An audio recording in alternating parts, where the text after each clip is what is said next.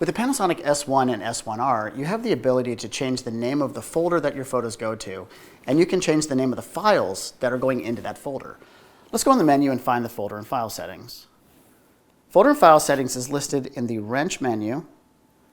You'll see a memory card submenu. From that submenu, select folder and file settings.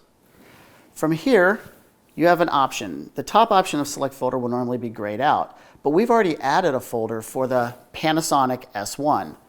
Let's go ahead and add a folder for the S1R. So we select change. From change, we can then use our back arrow here. That'll allow us to delete the A.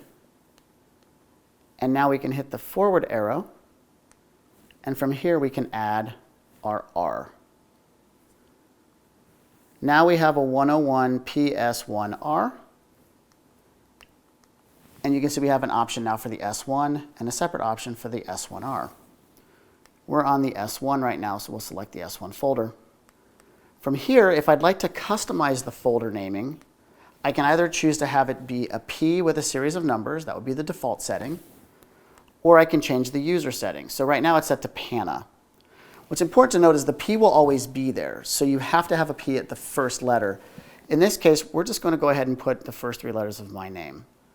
So we're going to go ahead and delete those. We're going to add M-A-T, press set.